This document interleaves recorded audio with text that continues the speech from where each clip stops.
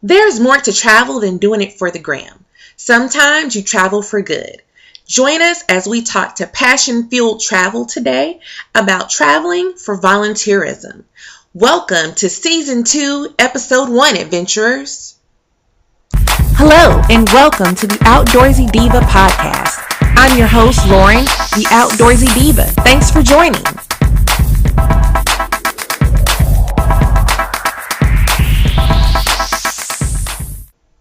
Welcome to Season 2 of the Outdoorsy Diva podcast. I'm so excited to be back with all of you. It's been a really crazy ride, but I wouldn't have it any other way. So what can you look forward to in this new season? Well, lots more new interviews. I'm so excited to connect with some really dope people and let them bring their awesome stories to all of you. You can also look forward to those travel tips that I know you love, more outdoorsy topics, and behind the scenes stories from my misadventures.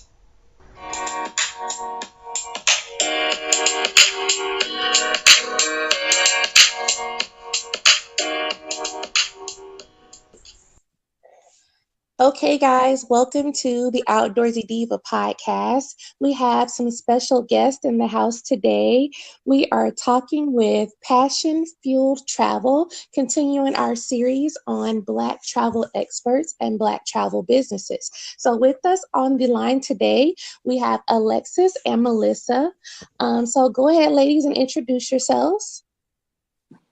All right. Hi, everyone. My name is Alexis.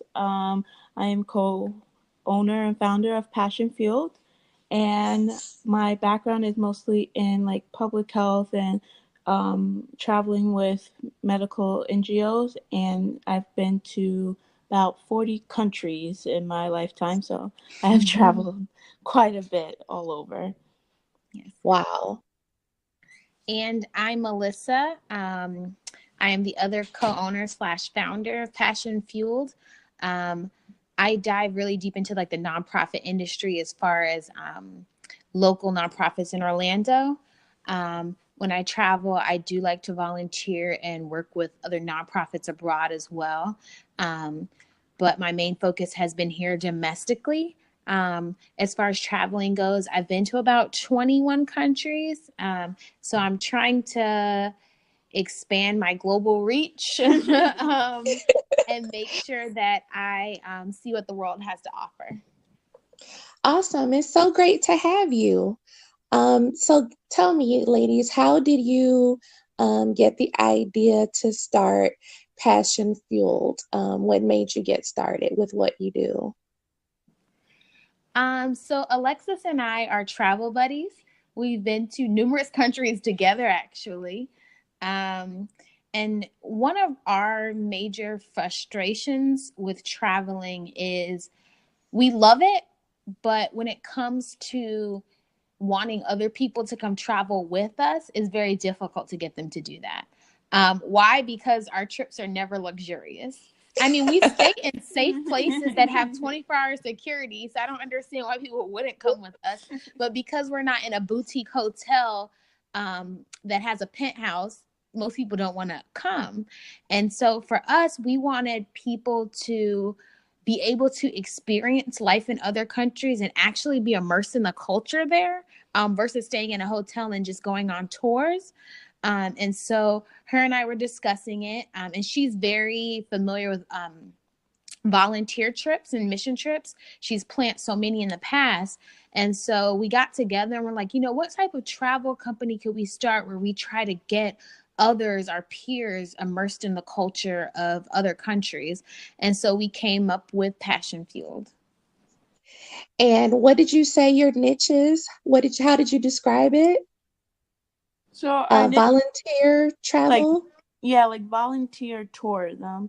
So doing more cultural immersion and also partnering with local NGOs in the country that we're visiting to make a sustainable difference and making sure the people that come on our trips and are traveling with us get a real experience of the culture and the country that they're visiting. So how many of these trips have you done so far? So far, we've actually been doing a lot of things.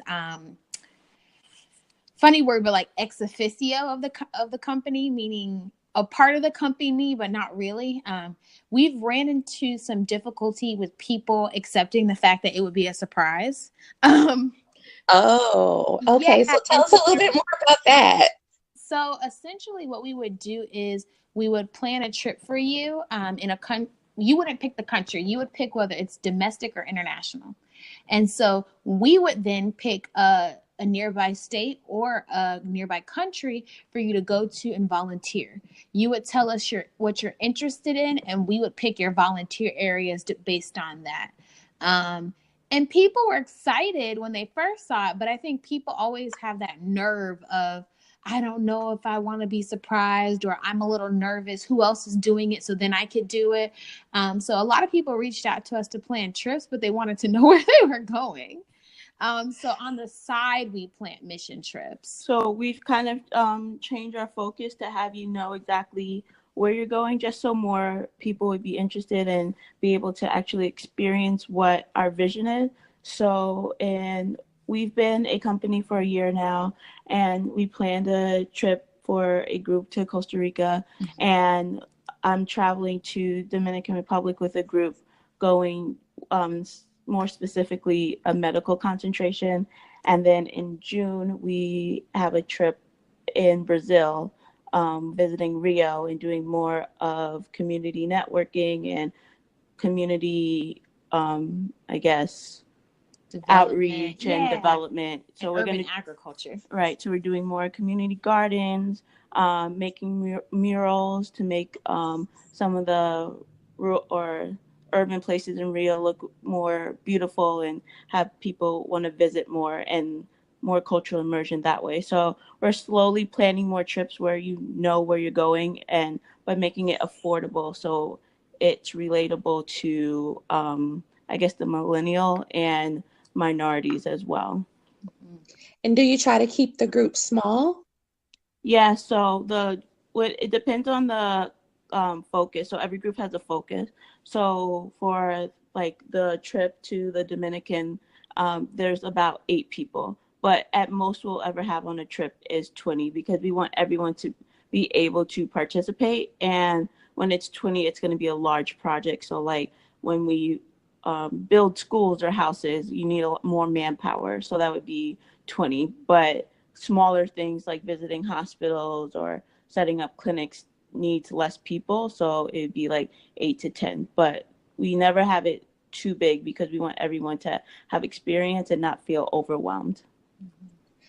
And so how do you go about deciding what type of service or volunteerism you're going to provide for a destination? So what our focus on first is partnering with the NGO. So the nonprofits that we partner with in the United States as well as internationally, we make sure that they are doing things that are sustainable. We never wanted to be that volunteer company that you go for a week and you can just post your pictures on social media and then you leave, because there's people's lives that you left in that country or in that neighborhood that you did affect, and we didn't want it to be a negative effect that a lot of other companies tend to do. So what we do is we partner with NGOs that are there 24/7 and really making a difference in their community. They just maybe need financial support or more manpower. So like building a house may be hard when there's only 2 or 3 people in a small NGO. So partnering with them to build up a community, or that's what our big thing is to make. So that's how we kind of decide trips. When people or NGOs reach out to us and say, hey, we're having a project in June and we really need help with X, Y, and Z. And then we try to get a trip together and have the whole trip kind of reflect that focus of the needs of the NGO. And just for educational purposes, tell our listeners what NGO stands for. Oh, okay. It's a sorry, I work in public health. It's a non-governmental organization. So they are essentially what we would call in the States a nonprofit. So they don't do any of their work for a profit. they're just trying to literally better their community, and it's outside of the government, outside of any big corporations. It's just them on the ground, just really trying to better the community that they're working in. That is really amazing. Like, this is really amazing work that you're doing, and it's work that matters. You're two really good humans. I'm so glad to have you on the show. Oh, thank you for having us. So, what is something you think you provide that may be a different experience, say, from someone who goes on a mission trip with like their church or their school? Mhm. I think we provide people with the opportunity to go with a group of people that they may not fully know, which is great. You get to meet people from different parts of the states that you've never probably would have interacted with otherwise. If you go with your church or you go with your school, you're going to go with peers that you probably have seen or talked to before, or probably actually fully know. It's not like you have to be an individual coming on our trip. 2 people, 3 people can come with you. However, most of our groups, we try to make sure that it's a diverse group. I think as well, we offer people, once again, an affordable experience. We're not trying to become a Fortune 500 company off of this business. We really want people to just experience the world through the lens that we kind of have, which is being culturally immersed, loving things for not what you see on Instagram, but actually loving it for what it is. And I think one of the big parts that makes us different is like what Melissa said, the cultural immersion part. Because not only are you volunteering, we make sure that, I mean, obviously you want to have fun. So you're doing the quote unquote touristy things in the area, but you're also doing the local finds. So you may be taking dance lessons, you may be taking language lessons for a week, or doing things that locals find fun in their area rather than just doing the typical tour bus thing where other maybe missions would kind of focus on the big things in the area. We try to make sure that the entire time you can say, oh, well, I did things just like maybe someone locally would do. Mm-hmm. Awesome. That makes total sense.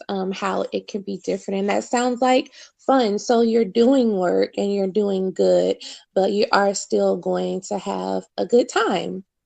I Right. need to plan one of these. I need to plan to go on one of these with You you all now. should come to I have to make, Brazil. Come I to have to make it Brazil. And I have a lot of my personal friends who are from Brazil, born and mostly raised there. And there are so many things that I make sure that we have to do. I'm like, we have to take a samba class. You know, what happen. Brazilian Right. doesn't talk about samba, or we have to eat this, or we have to do that. And so even when we talked to the nonprofit, they were kind of like taken aback that we knew some of the local things to do there. And so, yeah, you should totally come. So how long do most of your trips last, or do they differ just depending on where you're going? I would say it differs depending on where we're going. Most of them are, I would say, like close to a week. I would say anywhere between 5 to 7 days, really. But in the future, we do want to go to Africa for 2 weeks. That's our plan for next summer, to do a huge volunteer volunteer trip somewhere in Africa, most likely Tanzania, so we can do for 2 weeks. Wow. You have some amazing goals. That's awesome. So let me ask you your opinion on how you think the market for travel with millennials, but in particular, Black travel has changed, over the last, I guess, 3 to 5 years. Like, what have you seen? I I feel like what I've seen more is we travel more, which is great. I love that we're getting out of the state, not even just out of the states. We're getting out of our own home states, going to other states. We're getting out of the country. However, I think the biggest flaw that we have right now is we love to put on for social media. Or the So gram? When for the The gram, gram. when I went to, let's say when I went to Thailand, people that went to Thailand before Alexis and I would post all these pictures of all these grand things. Then you get to Bangkok, we get there ourselves and we realize this is not where you want to stay. You want to go out Right. to the country. You want to go to Chiang Mai. You want to go actually up into the hills. You want to go into the countryside. But a lot of us, we have this complex that we want to show off that we're going to another. Not that you don't want people to come with you, but we want to show off and show you, oh, I'm here. This is what it could look like. But no, let's be honest. How were your travels? Where did you actually go? Don't give me a picture in front of a statue that probably has a rope right in front of it, so you can't even take your picture at all angles. Show me the actual struggle in the country. Show me what's going on. Show me how to actually travel around. So that's what I've seen Gotcha. from a lot of Black millennial travels. It's great that we're getting out there, but we need to make sure that we're really going into the country and that we don't leave with just a picture, that we leave with a different perspective. I think the big thing I love that Black travelers are making a difference in the travel world, and we're showing that we're out there. And it's better for not only us, but different cultures to see, like, oh, when you think of a traveler, you're not thinking just like of a white American or a white European. We're actually out there and we can afford to go places and learn about different cultures. So I think the big thing with Passion Field is trying to get more minorities to travel not only affordably but learning about the places that they're visiting, because you may not have been taught all this in school about different Right. parts of the world, so you may have preconceived notions, so you're only going based on what you've seen on Instagram. And Mm-hmm. so because people won't show you the struggle of how to get to that statue or how much it really did cost to stay in that luxury hotel. So we're just trying to have something that's real and honest, and then you can go back saying like, wow, not only did I make a difference, but the people around me made a difference in my life, and it changed my perspective of traveling. Yeah. And I think traveling for Instagram is expensive, but traveling for cultural Right. immersion is actually extremely cheap. For that one Instagram you picture or two of that infinity pool that you took a picture of and you spent probably $200 a night versus besides my flight, everything else cost me $200 to go, on a safari trek or to, volunteer with elephants, that kind of thing. And I guess so. And you're right. I think a lot of the realism in travel can be lost. And I can't say that I haven't done it for the gram. I have. I've done I mean, the we all free have. trip, We all have. walking off into the distant abyss of blue, right? Because that's what gets the likes. But at the same time, I definitely try to keep it real, which is why my blog is Misadventures of an Outdoorsy Diva, because I talk about how I mess up and how I make mistakes and I get lost. And, you do get changed by immersing yourself with the local culture, with the local people. I like creature comforts, but I'm okay with stepping out of it so that I can have a different experience and really get to know the people. And I know someone's going to ask, so since we're talking about keeping it real, everyone's perception of what's cheap or expensive is relative, right? So when we Mm-hmm. talk about this type of volunteer tourism and somebody is thinking about it and maybe wants to kind of plan or budget or have a number in mind, what's kind of a safe range you would say for some of your trips? Most of our trips, like let's say for instance right now, Brazil, we're not paying for the flight and the visa, but the whole trip and we're not paying for food for this one. But when it comes to housing, excursions, in-country transportation, it comes to the volunteering, giving to the nonprofit, and other expenses, we are coming out to $600. Um, $6? so you trying to Really? come to Brazil? Yeah. Let me go work on some things. That's Yeah. we, actually amazing. So that's I, just including your flight and your visa and food. Yeah, yeah. and your food, only because we found that we want to have like that cultural immersion and have you be able to pick where you want to eat. So we don't want to box you into a corner like you must eat these foods while you're there. So we found that having you pay for your own food, which is pretty cheap in Brazil, isn't, make or break any of the Yeah. cost. But Right. one thing that Passion Field does is that we make sure we give a monetary donation to every nonprofit that we volunteer with. So in that 600 for Brazil for a week, for example, a portion of that does go back to the nonprofit so they can continue doing the great work that they're doing in Rio. Mm-hmm. After you've long gone. Ladies, that is really, really amazing. I guess one last thing I would ask you, you're very well traveled. You've been all over the world. I know this is going to be a hard question. Um, oh, I won't say what's your favorite trip, but I guess what's the destination or the trip that made the biggest impact on your life so far? Oh, that's deep. Ooh. You want to go first? I'm trying to think of Me a too. good one. I would say the first thing that pops into my mind that made the most impact was maybe when I went to Ghana. It was the first time I've been to Africa, and especially Ghana and going to West Africa. So I was actually working at the time. So I worked in a birth center, and that's when I really knew like my passion was giving back and doing women's health. So that aspect really changed my life. But also being able to visit some of like all the slave castles and just tracing back my roots to like this is where my ancestors, like this is the last place they would have been before going to the islands or going to the States. It really hit home for me, and just being welcomed by everyone was so friendly and nice and just took me home. And I would be on the streets and people just say like welcome home. And I think Ghana really had a real impact on my life, and I hope to go back and bring other people, especially of minorities, Black people, to be able to experience the same thing, knowing, like, tracing their ancestry back to the slave castles. Like, that's something that changes your world forever. That's I, beautiful.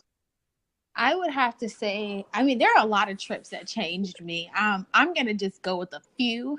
The one I would say the one trip that changed me when it comes to volunteering would have to be a trip that we planned to Peru.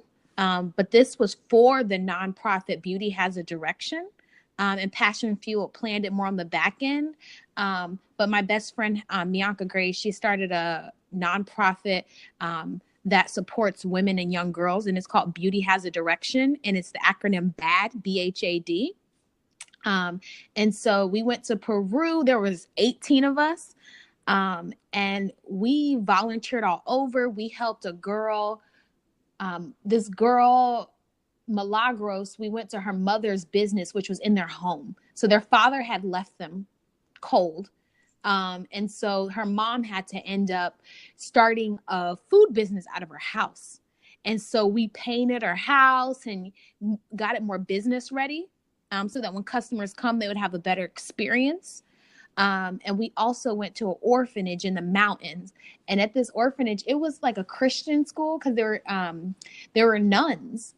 And so it was interesting that the nuns, you would think that it would be like a really strict school, but the nuns let the girls listen to like Justin Bieber and all these, like the nuns allowed these girls to be who they wanted to be. Right. And they realized that their purpose was to serve them and to love them like God wants them to do, but not to restrict them. And I thought that was the most amazing thing. None of these girls spoke English. None of the nuns spoke English. When I sat at the table to eat lunch with these girls, it was so funny because it was like a completely different scenario. You know how in America, when we meet someone who doesn't speak English, we start talking slow or we'll talk really loud as well. Like that helps. Right. And we'll try to like point things out and explain. And I was on the other end of that. So these girls would say elementary, and I knew they were dumbing down their Spanish for me.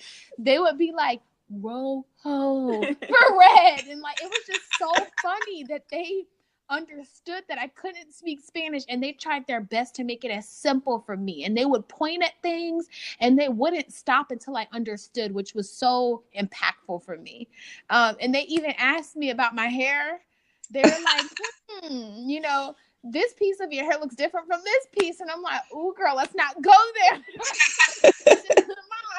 Let's not go there. But they didn't understand, you know, the concept of braids and stuff like that. So it was interesting. But for a personal trip, I say this impacted both Alexis and I. When we climbed that active volcano in Guadalupe. So this is the issue with people who put on for the internet. They tell you all these glorious things, and then when you actually go and do it, you're confused. So we read that there was an active volcano in Guadalupe, and that it only took an hour or 2 hours to climb, and as if you could just walk up it. So we went and we walked for about an hour and a half, and we got to what we thought was the top, and we were like, oh, that was pretty simple. You know, we just killed that. And then somebody tapped us on the shoulder and we're like, no, you're at the starting point. I was like, excuse me? I'm not prepared for this. I brought a book in my knapsack thinking I'm going to read on the side of this little volcano mountain. So we started the real climb.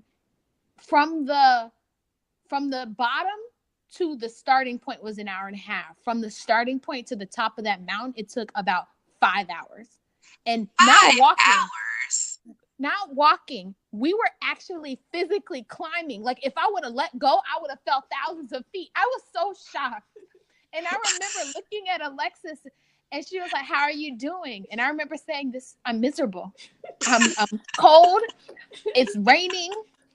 It was hot on the ground. Why is it cold now? I've never experienced all elements, including snow once we got to the top. I've never been in a cloud before. And we think they're moving slow and they're moving, you know, they're just moving on their own directions. Those things are like tornadoes in them. Like, I just couldn't believe it. And I remember once we got to the top, it was raining. It was snowing, but it was also raining. And I remember I started crying. And I told Alexis, I said, you know, it's interesting. The people on the ground, if they get in this rain, some of it's my tears. And I was like, you never know who's crying above me. And so as we were climbing back down, it was another 5 hours to get to the end point, which then we had to climb another hour down to get to the bottom. And I remember, she'll never let me forget, Alexis, I'm miserable. I don't think I continue on. All Alexis. for a picture on the gram. Yes, and I will never again listen to these bloggers. I was shocked. Wow, but did you die? Right. No. I said the same thing afterwards. You're still alive to tell the story, Melissa. But you know what I did? So I put my picture up on Instagram, and I said, I think we were how many thousands of feet we were up. And I took my picture with my back turned to the sign at the very, very top. And I said, this was the most joyful and miserable test of my life. And I'm glad to say I did it, but I will never do this again. And I experienced all elements. And I kept it real. I said, I'm not lying to these people. That is awesome. And I'm so glad to connect with two other outdoorsy divas in their own right. So I guess leave our listeners with a bit of advice if they're feeling apprehensive or unsure just about travel in general, or doing travel that's a little bit more immersive and off the beaten path. What advice would you give them? I would say the most growth happens when you leave your comfort zone. So just make a plan and do it. Do it even if the people that you plan it with drop out. Do it even if things come up and you get nervous or try to talk yourself out of it. Until you're actually in a different country, you're learning a different culture, you'll never understand like how the world really works. And I think it's so important. So just take the risk and do it, and know that you're not alone. There's so many people out there that look like you that are doing the same thing right now. I would have to say, so that was the best advice you could give. But I would have to say, before you go in a country, research some of the things about it, the history about it. Also, something that we both do, research the food that they eat for breakfast, lunch, and dinner, and make a list of all that food. And when you get there, when someone offers you a burger, say no. Say, I want this. I want what the person in this country eats. When I went to Nicaragua, I wouldn't stop until I found naca tamales. And I had to go in some local back neighborhoods to do so. But I would just say, make a list of the things that you read about that these people normally do, and don't stop until you find it, because you have to get past those tourist traps. And you have to tell us, what is naca tamales? So it's a tamale that it's wrapped in a banana leaf, and you cut it open, and it's cornmeal. I tasted some pork. There could have been chicken in there too, some red peppers, and it was worth about the 2.5 days that I was determined to get it. I wouldn't stop. That's the only words you heard from me. Got naca tamales, naca tamales, naca tamales. Even the locals were like, "What does little black girl want with naca tamales? Why is it so special to her?" I'm like, because I don't want the burger. I don't want fries. I could get that at home. Right. I guess I would say the only caveat to that wonderful advice, and I totally agree, definitely look up the local foods, but translate it, because you don't want to end up eating, porcupine or a guinea pig. Girl, or that's something. so true. That's not what you want to try, because trust me, the locals will take great joy in watching you eat something that even they don't eat. I have to tell you that story another day. Ooh, looking forward to that story. Was it you? You've been to Peru, right, Alexis? I think you told me about the guinea pig that they eat. Oh yeah, and if she hadn't told me that, they were gonna watch me eat guinea pig there. I was like, no, thank you. I've been warned. I don't want that one. Awesome. Okay, ladies. So tell us where people can find you so they can learn more about you and sign up for your trips. You can find us at passionfueled.org. Or you can also find us at _passionfueled on Instagram.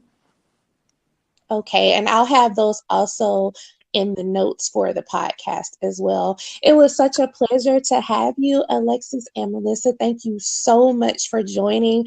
I loved hearing about your passion and what fuels you, and hearing about your stories. And thank you so much for the great advice to the listeners out there. Yeah, thank you for having us. Yeah, thank you for having us. Thank you so much for listening. I hope that you enjoyed this episode. And if you did, make sure you subscribe to the Outdoorsy Diva podcast. Be sure to check out Misadventures of an Outdoorsy Diva blog on OutdoorsyDiva.com. You can also keep up with me and my adventures, so check out all of my social channels. Find Outdoorsy Diva on Facebook, Twitter, Instagram, and Pinterest.